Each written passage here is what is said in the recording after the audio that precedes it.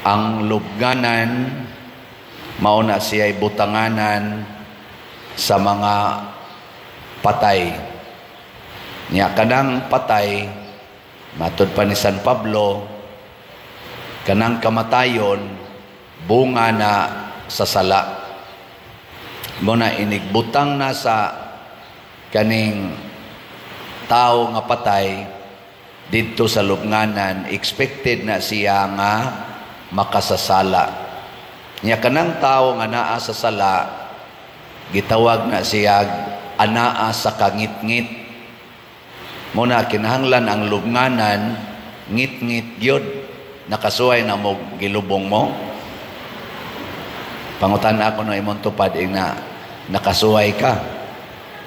Ma-imagine na to ba nga inighalop anang naang anha mangkas kulumbari or anha mangkas nitso or anha bakas yuta ilubong, tabunan man na, halupan man na ang nitso, inig pinising ana, bisag gamayng hayag, wa na kay makita dito sulod purti siguro ngit-ngita, distingin ninyo.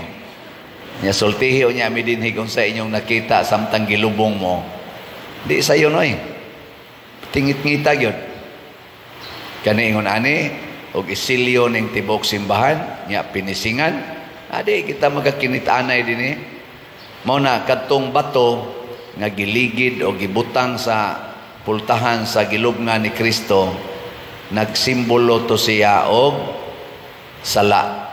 Kay ang sala maunay mohalop sa atong hunahuna o kasing-kasing aron ang atong kinabuhi ngit-ngit. Kana bitang sala sa garbo, tanawa ragod ang mga taong garbuhon, di na sila kakita sa ilang kuyog sa balay. No, nagoy uban in town, magluhod-luhod o pakiluoy nga, ayaw ko sigihig insulto, ayaw ko sigihig yaw-yaw, di yun maminaw. Kaya nga naman, di na siya kakita, ngit-ngit na ang iyang hunahuna o kasing-kasing. Lingi ako no imong tupad, ing na kakita ka nga napay daghang slot nga palitonon, ing na kano, na kakita ba ka ana, na may lamisa dias gawas nga namaligyag slot, kakita mo o dili? Og di kay mo kakita pasabot, gihalupan mo sa sala. Og unsa man ang sala, kadao. Kana bang ang imong kwarta para imo ra gyud, di gyud nimo itabang sa simbahan. Garbo sad. Sige pamaligyag slot, yang parian sila re pahimos ana sa labot ato diya manimba ta anong sing tagpalit anang slot. Ana ba? Garbo. Or pagka materialistic, kanabitang ang imong kwarta perming kuwang, kay kani manggong mga materialistic people, mao na silang mga tao nga pamati nila murag perming kuwang, di ko na sila ka-appreciate sa ilang sweldo, kuwang, tagaag bonus, kuwang, maghimo na sila balay, inihumas balay, kuwang na sad. Perming kuwang, hastang asawa, kuwang, ang bana, kuwang, mao na usay punan. Mao na sila ang mga materialistic. Why pagka kanaganing tagbaw? Mao na karong naglisod og maayo ang mga empleyado. Ngano man tungod kay siging pamalit anang kuwang. Nya na nay sobra na nay gipang taguan wa na gani magamit, na naday gipang abog na lang, nay uban na nangadunot na lang ganang uban. Pero sige pag yung palit og bag-o kay kuwang, maunay mga materialistic. Lingi imong tupad na sad. Ang di mo lingi, di mabanhaw. Ingna kono, ingna kanang naong nimo napay kuwang. Ingna napay kuwang o sakto na na. Oy, hastang naong kuwang ang gihimos Ginoo, gihisgutan na gabi sa Easter Vigil, ang kanang gibuhat sa Ginoo, niingon siya og nakita niya ang tanan niyang nabuhat nga maayo kaayo, very good. Pero inigtan-aw sa tao, kuwang ang akong buhok, not good. Ang akong kilay, not good. Ang akong, unsa pa na diha, not good. Ang akong pilok, not good. Sumpayan yun. Ang akong kuko, sumpayan yun, not good. Mo, labaw pa kas Ginoo. Mao na kay gihalupan naman kas bato na nag-symbolize sa sala nga mao'y mo clog up nato. Mo nang nagbunyag sa tagabii og mga adult baptism nga naman symbolic gihapon na nga naniguang na lang gihalupan gyapon sa sala, pero pagbunyag na abli na. Karon magsugod na sa atong nobinaryo karong Huwebes nya inig Kamayo 1 mag-mass wedding ta dinhi. Mga 65 na to ka mga pairs ang atong na lista, ambot og maka-comply ba sila gid tanan. Kanang nagpuyo-puyo giharian sa na sa garbo, pagka-materialistic o kaulag. Kanang kaulag, lust, mauna siya opposite sa gugma. Ang gigamit ni Kristo, gugma, dili gana, dili kaulag. Pero daghan karon sa atong mga naghigugmaay kuno nga babae ug lalaki, usahay pa gani, lalaki ug lalaki, usahay babae ug babae, pari ug ana, kaulag ang gigamit nya. Ang ilang gamit-gamiton nga pulong, love. Ang gugma, mga igsoon, mao ang Ginoo, dili pwedeng parisan og sala. Munang maningkamo ta pagpakasal aning mga nagpuyo-puyo or civilly married, kay ngano man gitakupan pa mos kangit-ngit sa sala. Wa kakita nga ang inyo dayong gipadulngan mao ang kalayo nga walay katapusan sa impyerno. Sige mong pangwarta, sige mong hipos anang kwarta, siging pa-check ups doktor, siging inom anang mga vitamins aron kunuhay mabuhi, pero patay na di ay ang inyong kalag. Wa mo kakita ana. Kamong nagpuyo-puyo or civilly married, kamong ga same-sex union, wa mo kakita ana. Ang inyo rin yung nakita, basta happy me, peaceful me, successful me in this world. Pero timan ibaya, anytime pwede kang mamatay. Wa gani siguro ang nanimba karon di nakauli sa inyo.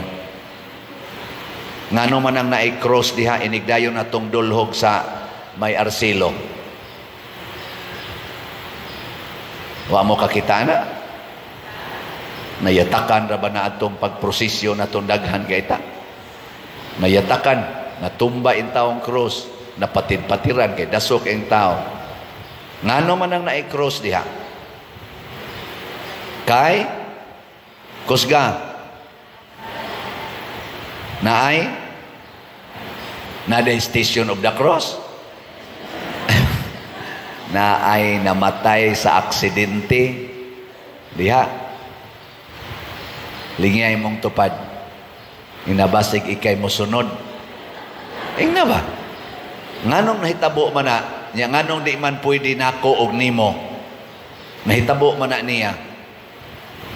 Doon na siya yung mga plano siyang kinabuhi atong adlawa. Maubitang ni gawa siya, ni subay sa karsada, kinaa siya yung plano. Pero wala siya kibaw, dihara day siya kutob. Unya kung nagpuyo-puyo na, niya ang iyang plano, unya pag makakwarta. Asa man na padong, mao na gihalupan sa sala.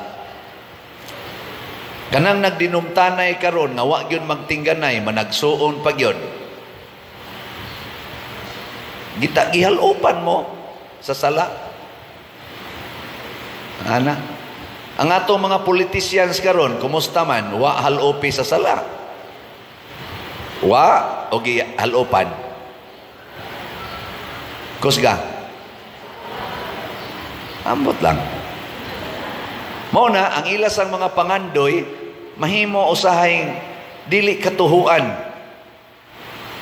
Karon nanagan sa politika, pulos-pulos gina sila nangamuyo natong mga Pilipinos Kada usa nato gikas kinadatuan hangtod sa pinaka pobre nga butante, nangamuyo na sila.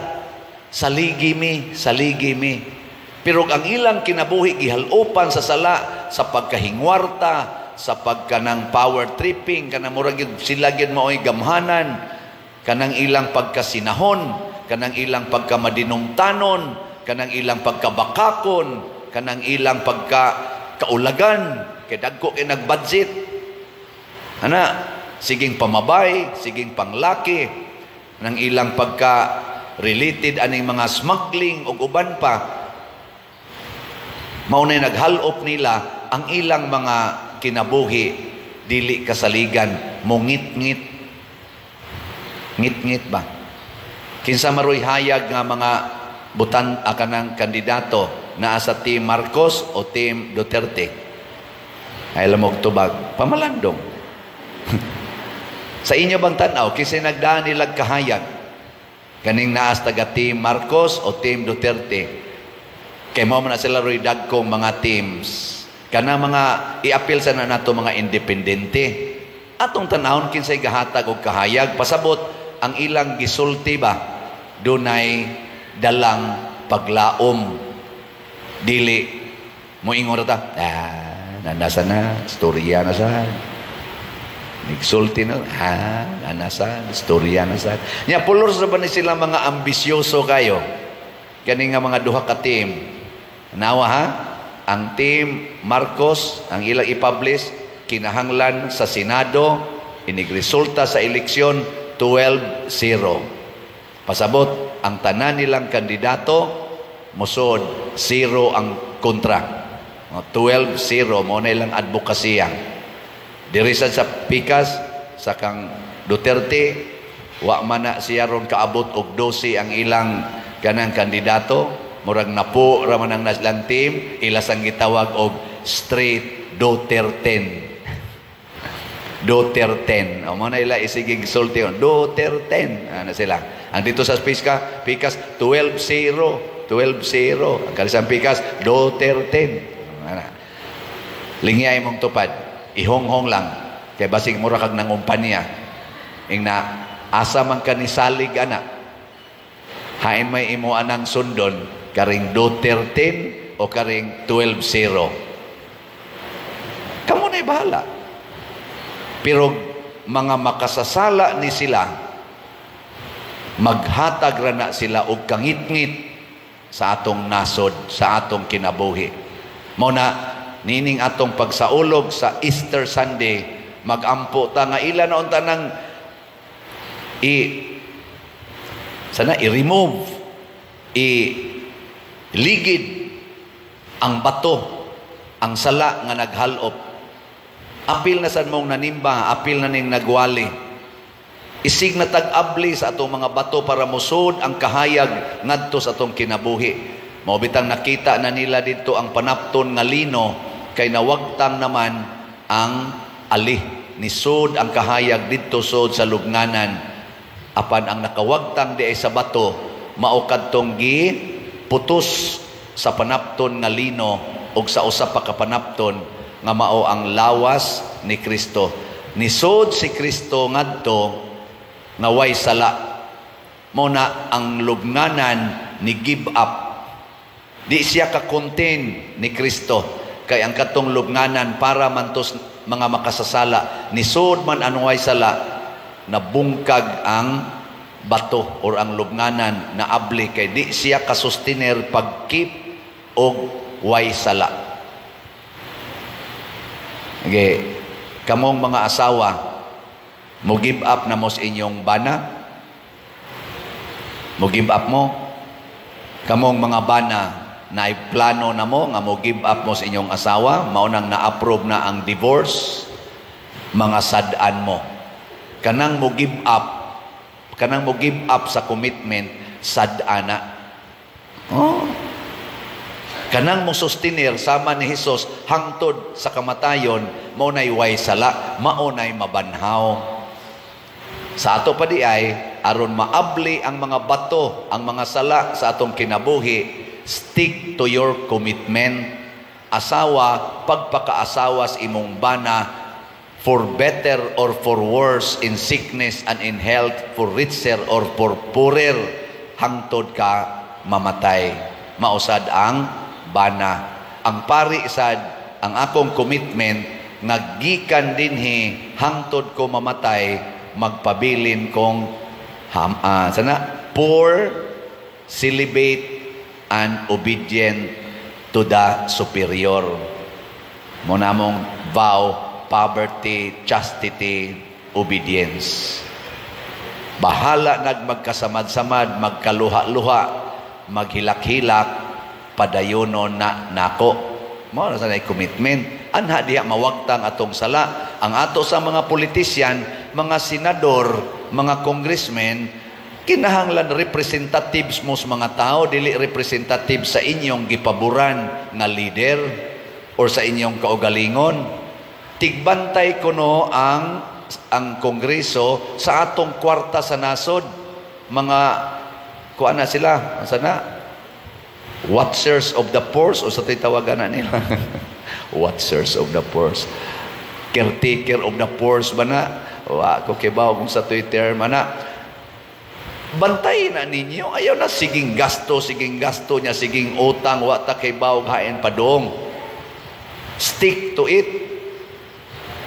Mga empleyado ning mga tawhana sa atong katawhan, ato ni silang empleyado. Stick to your being employees of the country, of the Filipino people. Kamo mga naglingkod sa gobyerno.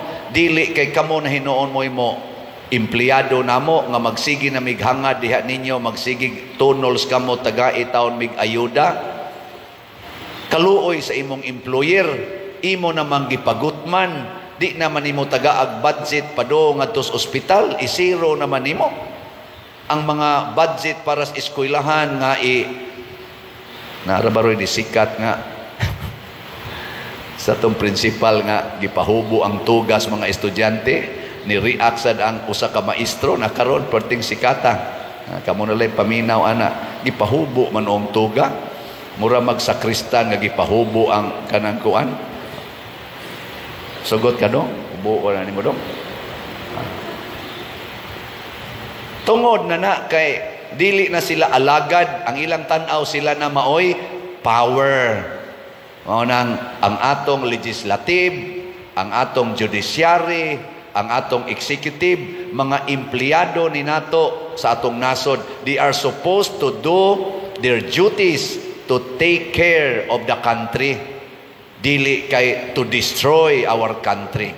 Pero harian na ni sila sa sala, mabutaan na ni sila, ngit-ngit na, mura na sila naasod sa lugnanan, magkabuang na ni sila buhat nga wa nay klaro. Muna kanang mga wa nay klaro, di na nato butaran, mupili tag na ay klarong baruganan, di nang nagsigig paling-paling. Ana.